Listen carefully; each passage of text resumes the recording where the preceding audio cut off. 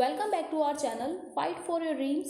So let's fight with me. I am Amandeep. As you know, हम cover कर रहे हैं भारतीय कला एवं संस्कृति written by Nitin Singhania sir, जो कि काफ़ी इम्पोर्टेंट बुक है हमारी सिविल सेवा परीक्षा के लिए, जिसके अंदर प्रीलिम्स हम इस बुक के द्वारा कवर कर सकते हैं और मेंस का जीएस पेपर 1 की यूनिट फर्स्ट भारतीय कला एवं संस्कृति इस बुक के द्वारा हम कवर कर सकते हैं अगर हम इसे कवर कर लेते हैं अच्छे से, और रिवीजन अगर हम अच्छे से ध्यान में रखकर इसे करते हैं। तो अभी तक हम भारतीय वास्तुकला, मूर्तिकला और मृदभांड को कवर कर रहे हैं, जिसके अंदर हमने हड़प्पाई कला और वास्तुकला को अच्छे से देख लिया था। मौर्य कला और स्थापत्य कला को कल ही हमने अच्छे से कवर किया है और उससे संबंधित जो प्रश्न हैं वो भी हमने कर लिए थे।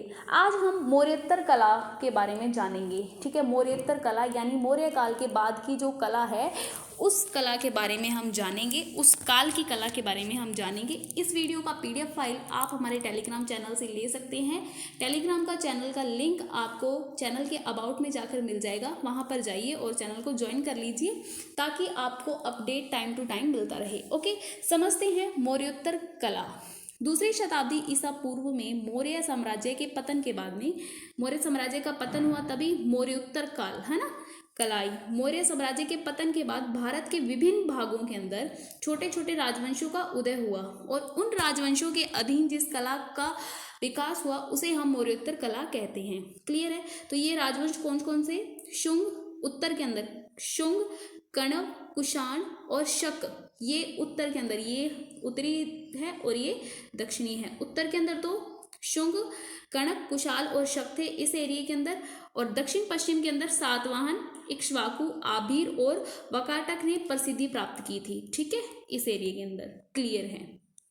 ओके, अब यहाँ पे हमें कोई शासक या वंश वगैरह याद नहीं करने, हमें सिर्फ संस्कृति और कला पर ध्यान देना है। ओके, इसी प्रकार धार्मिक परिदृश्य के अंदर शैव, वैष्णव और शाक्त जैसे ब्राह्मण संप्रदायों का उद्भव हुआ था मौर्योत्तर काल के अंदर, यानी जब मौर्य साम्राज्य का पतन हुआ उसके बाद में ये सब राजवंश आए। ठीक है, उत्तर में और दक्षिण पश्चिम के अंदर, और धार्मिक ब्राह्मण संप्रदाय जो शैव, वैष्णव और शाक्त जैसे संप्रदायों का उद्भव हुआ था। ठीक है, साथ ही इस अवधि की कला ने बदलते, इस वक्त जो कला चल रही थी उन्होंने सामाजिक और राजनीतिक परिदृश्य को परिलक्षित करना शुरू कर दिया। यानी इस काल के अंदर जिस तरीके का समाज बन रहा था, जिस तरीके की इस राजनीतिक व्यवस्था का उद्भव हो रहा था, वही तरीके कला के अंदर चेंजेस होने लगे। ठीक है, कला के अंदर उसी तरीके का बदलाव होने लगा। जिस तरीके का समाज बनने लगा वैसे ही कला बनेगी, है ना, उसी तरीके की मूर्तियां बनेंगी, उसी तरह के जिस तरीके के संसाधन उस वक्त उपलब्ध होंगे उसी तरीके का अफेक्ट कला के ऊपर पड़ेगा।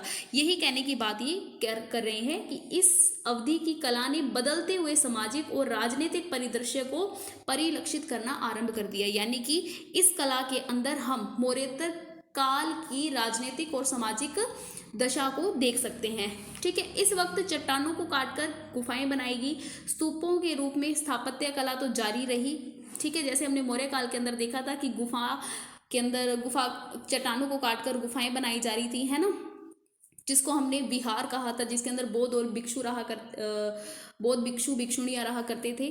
ठीक है, स्तूप भी बन रहे थे। ये सब चीज़ें हमने देख ली थी मौर्य काल के अंदर। ये सब तो चल ही रहा था, लेकिन अब राजवंशों ने अपने व्यक्तिगत तौर पर कला को प्रोत्साहन देना शुरू कर दिया था। ठीक है, तो अलग अलग प्रकार की मूर्ति कला की शैलियाँ इस वक्त आती है। जैसे गांधार मूर्ति कला के बारे में आप सबने सुना होगा, है ना। गांधार मूर्ति कला हो गई, मथुरा शैली हो गई, अमरावती शैली हो गई। ये जो शैलियाँ हैं ये मौर्य काल के पतन के बाद की शैलियाँ हैं। ठीक है, तो इसे हम कल कवर करेंगे। आज हम स्थापत्य कला को जान लेते हैं। चट्टानों को काटकर बनाई गई गुफाएं पहले भी ये चल रही थी, लेकिन बाद में इसके अंदर थोड़े चेंजेस आए। जैसे कि मौर्य काल की भांति चट्टानों से बनाई गई गुफाओं का निर्माण जारी रहा। हालांकि इस अवधि के अंदर चट्टानी गुफाएं दो प्रकार की हो गई थी। विहार तो चल ही रहे थे। विहार किस लिए थे? बौद्ध भिक्षुओं के रुकने के लिए निवास स्थान बनाए गए थे, लेकिन अब विहार के साथ में चैत्य का निर्माण किया जाने लग गया। ठीक है, पहाड़ ये चट्टानों को काटकर ही बनाए जाते थे। ठीक है, चैत्य और विहार का विकास देखा गया। जो विहार होते थे वो बौद्ध और जैन भिक्षुओं के लिए आवासीय कक्ष होते थे, यानी बौद्ध के जो भिक्षु जो होते थे वो रहा करते थे यहाँ पर। लेकिन जो चैत्य होता था मौर्य साम्राज्य के दौरान चैत्य कक्षों का विकास होने लग गया। चैत्य ठीक है। ये चैत्य जो होते थे ये प्रार्थना कक्ष होते थे, ठीक है, प्रार्थना कक्ष होते थे, यहाँ पर प्रार्थना की जाती थी, क्लियर है। और ये देखिए इस तरीके से बने होते थे, चौरस होते थे, ये कमरों की तरह चौरस हुआ करते थे, क्लियर है। चतुष्कोणीय कक्ष होते थे, छोटे चतुष्कोणीय कक्ष हुआ करते थे। इन कक्षों का यूज प्रार्थना कक्ष के रूप में किया जाता था, यहाँ पर रहते नहीं थे, ठीक है। इन गुफाओं में खुले प्रांगण तथा बारिश से बचने के लिए पत्थर रोड़ी की दीवारें भी थी, ठीक है। देखिए पहले हमने विहार की बात की थी, विहार सिर्फ रहने के लिए बनाए गए थे, ठीक है। आने जाने में कहीं अगर रुकना पड़ जाए तो उनको रेस्ट करने के लिए, रहने के लिए व्यवस्था की गई थी राजवंशों द्वारा, अलग अलग व्यापारियों के द्वारा, अलग अलग लोगों के द्वारा ये, ठीक है, काम शुरू कर दिया गया था। गुफाओं को बनाने का काम शुरू कर दिया था। गुफाओं को चट्टानों को काटकर जब गुफाएं बनाई जाने लगी तो उनको विहार कहा जाने लगा, ठीक है।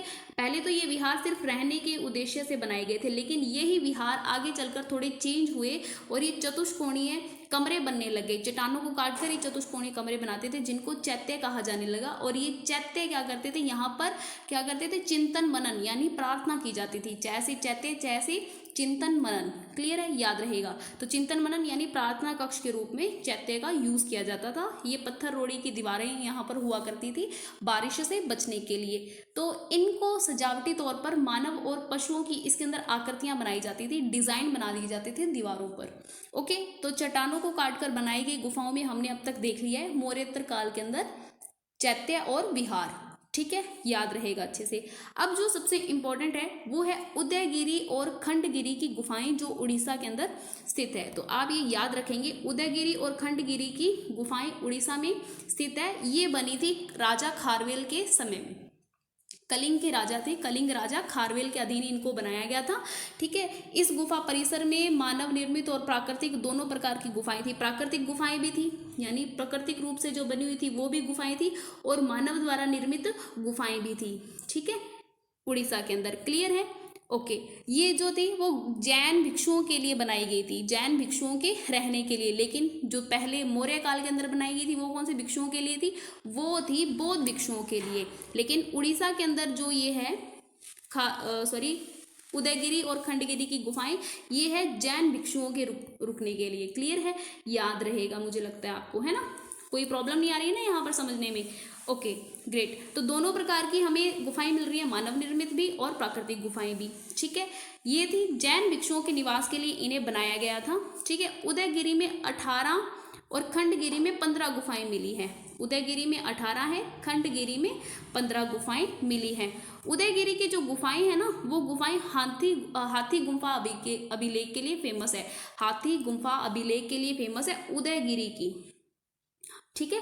उदयगिरी की जो गुफाएं हैं वो हाथी गुम्फा अभिलेख के लिए प्रसिद्ध है। ये जो अभिलेख है ना, हाथी गुम्फा अभिलेख, ये ब्राह्मी लिपि में लिखा हुआ है। इस अभिलेख की शुरुआत ही इस मंत्र से होती है, जैन नमोकार मंत्र। तो जिससे हमें पता चला कि ये जो गुफा है यहाँ पर जरूर ही जैन भिक्षु रहते होंगे, इसीलिए हमें पता चला है कि उदयगिरी गुफाओं के अंदर स्पेशली हमने जैन भिक्षुओं की बात ही क्यों की है, क्योंकि यहाँ पर जो हमें अभिलेख मिला है उस अभिलेख की शुरुआत ही जैन नमोकार मंत्र से शुरू होती है।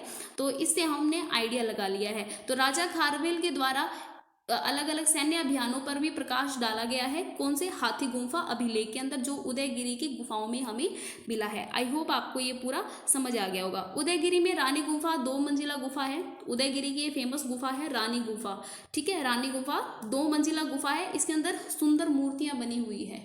सुंदर मूर्तियां किसे पसंद होती है, लेडीज को ज्यादा पसंद होती है, तो लेडीज यानी रानी, ठीक है, रानी की बात हो रही है, क्लियर है, याद रहेगा। उदयगिरी और खंडगिरी की गुफाएं जो उड़ीसा के अंदर स्थित है, ये राजा खारवेल के अधीन, ठीक है, कलिंग राजा खारवेल के अधीन इसको बनाया गया था। जैन भिक्षुओं के रहने के लिए प्राकृतिक और मानव निर्मित दोनों प्रकार की है, ठीक है। इसके अंदर हमें किस लिए फेमस है, हाथी गुम्फा अभिलेख के लिए। ये अभिलेख हमें क्या बताता है, ये अभिलेख हमें यह बताता है कि ये जो गुफाएं हैं ये जैन भिक्षुओं के रहने के लिए बनाई गई थी, क्योंकि इस अभिलेख की शुरुआत ही जैन नमोकार मंत्र से होती है और ये ब्राह्मी लिपि में लिखा गया है। और इसके अंदर राजा खारवेल के द्वारा अलग अलग अभियानों, ठीक है, सैन्य अभियानों पर को भी बताती हैं, क्लियर है। मुझे लगता है ये पूरा पॉइंट समझ आ गया होगा। फिर बात करते हैं हम स्तूप की, ठीक है। स्तूप हमने पीछे ही जान लिया था, ढांचा हमने जान लिया था, तोरण वगैरह जान लिए थे, लेकिन तोरण मौर्य काल के अंदर स्टार्ट नहीं हुए थे, तोरण का जो डिज़ाइन था, तोरण देखिए, मान लीजिए कि एक ढांचा ये तैयार कर दिया है, ठीक है, इसका स्तूप का, ठीक है। ये स्तूप के इस तरफ ये छोटे छोटे खंभे से जो लगे होते हैं ना, ये देखिए, हाँ, इसको बोलते हैं तोरण, ठीक है। इस तोरण के ऊपर डिजाइन डाल किए होते हैं अलग अलग तरीके के, है ना, जैसे कि क्लियर है ना, हाँ, ये आपने देखे होंगे। तो इन तोरणों का डिजाइन जो था, इन तोरणों का निर्माण मौर्योत्तर काल के अंदर शुरू हुआ था, यानी मौर्य साम्राज्य का पतन हो गया था उसके बाद के अंदर, ठीक है। मौर्योत्तर काल में स्थित विशाल और अधिक जो स्तूप थे वो विशाल, ज़्यादा बड़े होने लगे थे और उसके ऊपर ज़्यादा डिज़ाइन बनाने लग गए थे लोग, ठीक है। इसके पहले तो लकड़ी और ईंट का यूज़ ज़्यादा किया जाता था स्तूप बनाने के लिए, लेकिन अब पत्थरों का यूज़ ज़्यादा किया जाने लग गया स्तूपों को बनाने के लिए, क्योंकि पत्थर के जो स्तूप होते हैं वो लंबे टाइम तक चल जाते हैं, ठीक है। राजवंशों ने स्तूपों के सुंदरता पूर्वक अलंकृत प्रवेश द्वारों के रूप में तोरण का निर्माण किया। तो ये प्रवेश द्वार है, ये जो देखिए, ये एक डिज़ाइन है और ये दरवाज़ा है और इसके पास में ये डिज़ाइन बना दिया तोरण के रूप में, ठीक है। तो ज़्यादा डिज़ाइन बनाने के लिए राजाओं द्वारा क्या किया जाने लग गया, राजाओं द्वारा तोरण का निर्माण करवाया जाने लग गया, ठीक है। तोरणों को जटिल आकृतियों और कठिन पैटर्न के आधार पर, ठीक है, पैटर्न के आधार पर बनाया जाने लग गया था। इसके ऊपर अलग अलग मूर्तियां स्थापित की जाने लगी, ठीक है, पत्थर को काट कर ही मूर्तियां बनाई जाती थी। तो इस पर हमें ईरानी प्रभाव देखने को मिलता है, सॉरी, ग्रीक प्रभाव, होलिस्टिक प्रभाव देखने को मिलता है। किस पर, तोरणों पर, ठीक है। तोरणों पर हमें किसका प्रभाव देखने को मिलता है, ग्रीक प्रभाव, यानी होलिस्टिक, हेलेनिस्टिक प्रभाव देखने को मिलता है, ठीक है। जैसे सांची के स्तूप का तोरण जो है वो इस बात को दर्शाता है।